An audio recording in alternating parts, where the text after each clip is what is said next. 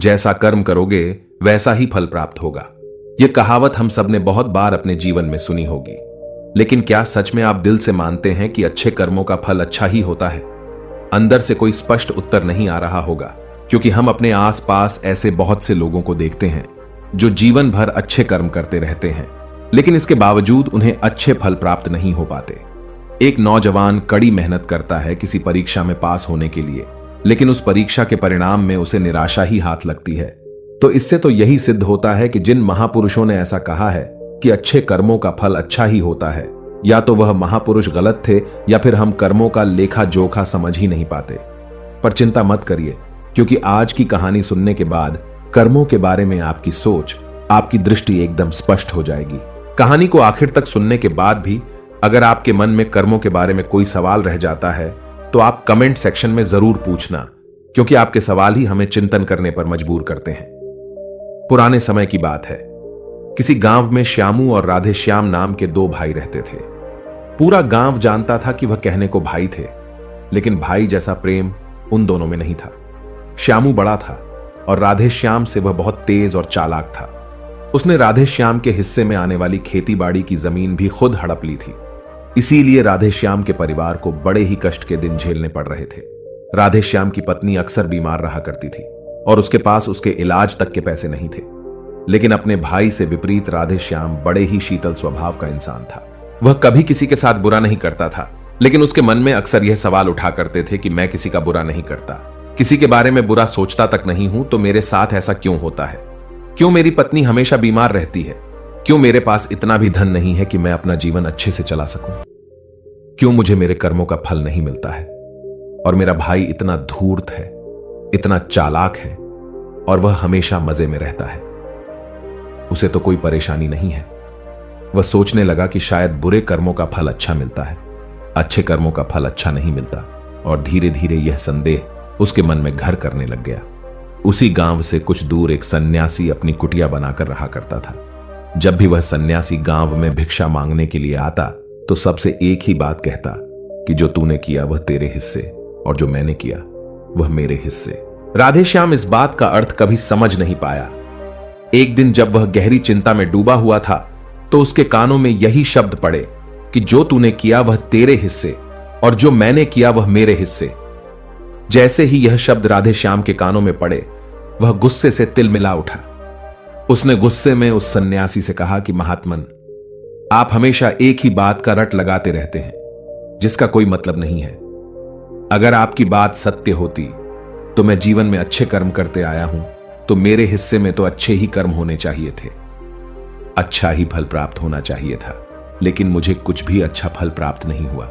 मेरी पत्नी हमेशा बीमार रहती है, खाने तक के पैसे नहीं होते हमारे पास। सन्यासी ने बड़े ही शांत स्वर में कहा कि ऐसा प्रतीत होता है भंते की परिस्थितियों से तुम हार मान चुके हो।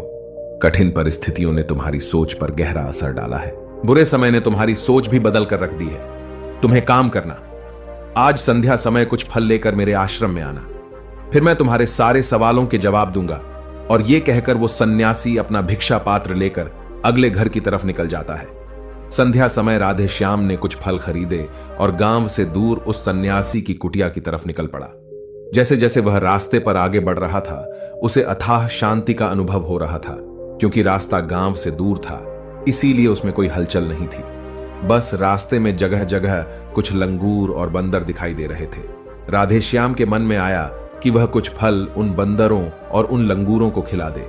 लेकिन फिर उसने सोचा कि अगर मैं फल लेकर सन्यासी के पास नहीं गया तो मेरे सवालों के जवाब मुझे नहीं मिलेंगे। इसीलिए बंदरों से वह फल बचाता हुआ उस सन्यासी की कुटिया तक पहुंचा। जैसे ही राधे श्याम उस कुटिया में पहुंचा, वैसे ही सन्यासी बोल पड़ा, अगर मन में था तो यह फल खिला क्यों नहीं दिए बंदरों को? यह सुनकर राधे श्याम आश्चर्यचकित रह गया। सन्यासी को कैसे पता चला कि उसके मन में बंदरों को फल खिलाने की इच्छा उठी थी? उसने पूछा कि महात्मन, आपको कैसे पता कि मैं बंदरों को फल खिलाना चाहता था? सन्यासी ने बड़े ही शांत स्वर में कहा कि जरूरी यह नहीं है कि मुझे कैसे पता चला। हम तो सन्यासी हैं, सबके मन की बात पढ़ लेते हैं। जरूरी यह बात समझना है कि जिस तरह एक बछड़ा हजारों गायों के बीच अपनी मां को ढूंढ लेता है, उसी प्रकार कर्म अपने कर्ता को ढूंढ ही लेता है। यह कर्म मेरे हाथों ही होना लिखा था। और यह कहकर सन्यासी ने उसके हाथ से फल लिए और बंदरों को खिलाना शुरू कर दिए। राधे श्याम इस बात का मतलब समझ नहीं पाया, इसीलिए उसने उस सन्यासी से सवाल किया कि महात्मन, मैं आपकी बात का आशय समझ नहीं पाया, कृपया करके मुझ अज्ञानी को इसका मतलब समझाने की अनुकंपा करें। सन्यासी ने बड़े शांत स्वर में कहना शुरू किया कि भंते, मनुष्य को हमेशा यही लगता है कि वही करने वाला है, वही करता है और वही कर्म करेगा। लेकिन समझने की बात यह होती है कि कर्म आपका खुद चुनाव करता है, आप कर्म का चुनाव नहीं करते। अगर आप किसी कर्म को करने के योग्य हैं तो हजारों लोगों के बीच में से कर्म आपको अपने आप ढूंढ कर निकाल लेगा। इसीलिए योग्य बनने पर ध्यान दो, कर्म करने पर ध्यान मत दो। अगर तुम सिर्फ कर्म करने पर ध्यान दोगे तो कभी योग्य नहीं बन पाओगे। योग्य बनने के लिए जिन कर्मों की आवश्यकता होती है, पहले उन छोटे छोटे कर्मों को करना शुरू करो, और जब तुम योग्य बन जाओगे तो बड़ा कर्म, या कहें कि मुख्य कर्म, या फिर जिस कर्म के लिए तुम बने हुए हो वह कर्म तुम्हारे पास खुद चलकर आएगा। उदाहरण के लिए तुम इन बंदरों को देखो। इन बंदरों ने छोटे छोटे कर्म करके पेड़ों पर चढ़ना सीखा, गुलाटियां लगाना सीखा, और इसी प्रकार छोटे छोटे कर्म करते हुए ये मुझ तक पहुंच गए।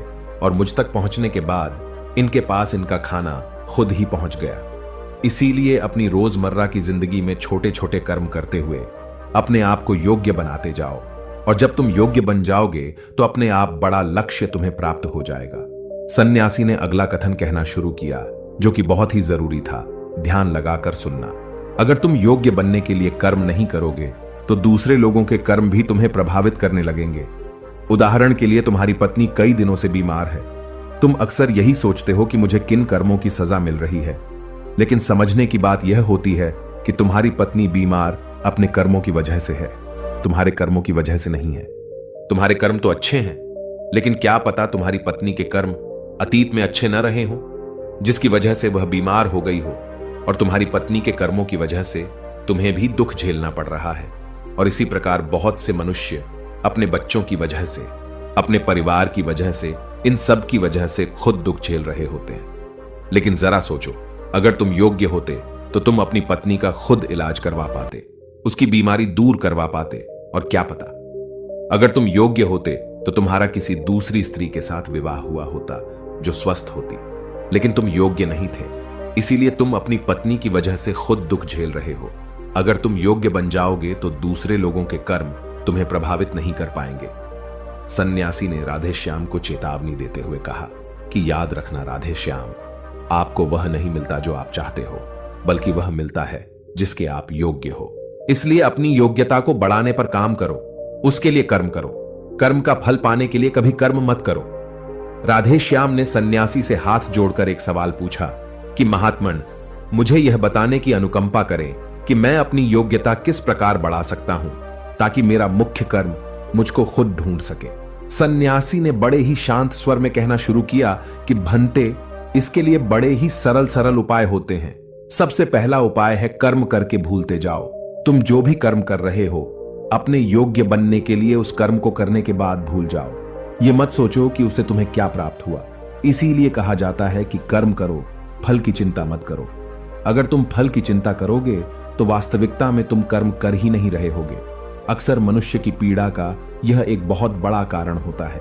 वह सोचता है कि मैं कर्म तो अच्छे कर रहा हूं, लेकिन मुझे फल प्राप्त नहीं हो रहे, और यही पीड़ा उसके मन को ठेस पहुंचाती रहती है, उसको अपने लक्ष्य से भटकती रहती है। किसी कर्म को करने के बाद अपना आकलन जरूर करें, लेकिन फल की चिंता न करें। राधे श्याम ने सन्यासी से सवाल किया कि महात्मन, हम अपना आकलन कैसे कर सकते हैं? सन्यासी ने उत्तर दिया कि भंते, जब भी तुम कोई काम पूरा करते हो तो काम पूरा करने के बाद खुद से यह सवाल पूछो कि क्या इस काम को करते समय तुम्हारा ध्यान इसी काम पर टिका हुआ था या तुम्हारा ध्यान कहीं और भटक रहा था। इस तरह तुम खुद का आकलन कर पाओगे कि तुम कितने ध्यान के साथ उस काम को कर रहे थे, और जितने ध्यान से तुम किसी कर्म को करोगे उतनी ही तुम्हारी योग्यता बढ़ती जाएगी। और अगर तुम यूं ही बस पूरा करने के लिए किसी कर्म को करते रहोगे तो उस कर्म से तुम कभी भी योग्य नहीं बन पाओगे। वह कर्म तो पूरा हो जाएगा, लेकिन उसका फल तुम्हें प्राप्त नहीं होगा। इसीलिए अपना आकलन इस प्रकार करो कि तुम्हारा ध्यान वहां पर टिका हुआ था या नहीं था, या तुम्हारे विचार तुम्हें कहीं भटका ले गए थे। और कोशिश करो कि तुम्हारे विचार अगली बार जब तुम कर्म करो तो उसी कर्म पर टिके रहे, इधर उधर दूसरी बातों में भटके ना। राधे श्याम ने इस पर एक सवाल पूछा कि महात्मन, जब भी हम कोई कर्म करते हैं तो हमारा मन विचारों से ग्रस्त हो जाता है, वह तरह तरह की बातें सोचने लगता है, तो हम किस तरह अपने मन को एक ही कर्म पर टिकाकर रख सकते हैं? इसके लिए कोई उपाय बताएं। सन्यासी ने इसका उत्तर देते हुए कहना शुरू किया कि भंते, जब भी तुम किसी कर्म को करते समय अपना पूरा भाव उसमें डाल देते हो तो तुम्हारे विचार उसी कर्म पर केंद्रित रह सकते हैं। पूरी निष्ठा, प्रेम और सद्भाव के साथ किया गया कर्म तुम्हारे विचारों को इधर उधर नहीं भटकने देता। विचार तभी तुम्हें दूसरी दिशाओं में बहाकर ले जाते हैं जब तुम उस कर्म को पूरी निष्ठा के साथ नहीं करते, उसमें पूरा प्रेम नहीं डालते, उसमें पूरा भाव नहीं दिखाते। जब ये तीनों चीजें तुम उस कर्म में डाल देते हो तो स्वाभाविक रूप से तुम पूरी तरह उस कर्म में सम्मिलित हो जाते हो और तुम्हारा मन और मस्तिष्क एक ही जगह पर टिका रहता है। सन्यासी ने अपनी बात खत्म करते हुए कहा कि अगर कोई इंसान, कोई मनुष्य इन उपायों का सही तरीके से इस्तेमाल करता है, उनका पालन करता है, तो वह किसी भी कर्म के लिए अपने आप को योग्य बना सकता है। और एक बार अगर वह योग्य बन जाता है तो उसी बछड़े की भांति उसका कर्म उसे अपने आप ढूंढ लेता है। राधे श्याम को कुछ फलों के बदले जीवन भर का ज्ञान मिल चुका था। उसे स्पष्टता मिल चुकी थी। उसके सारे मन के सवाल खत्म हो चुके थे। उसने सन्यासी को प्रणाम किया और वहां से अपने घर के लिए निकल पड़ा। रात हो चुकी थी और रास्ते पर अंधेरा छाया हुआ था। वह इन बातों के बारे में विचार करता हुआ अपने घर की तरफ निकल पड़ता है। दोस्तों, आपने आज के इस वीडियो से क्या सीखा वह मुझे आप कमेंट में बता सकते हैं। इसी के साथ में उम्मीद है कि आपको आज की वीडियो पसंद आई होगी, तो इस वीडियो को उस इंसान को शेयर करें जिससे यह कहानी सुनने की जरूरत है, और उसी के ठीक बाद चैनल को सब्सक्राइब करें।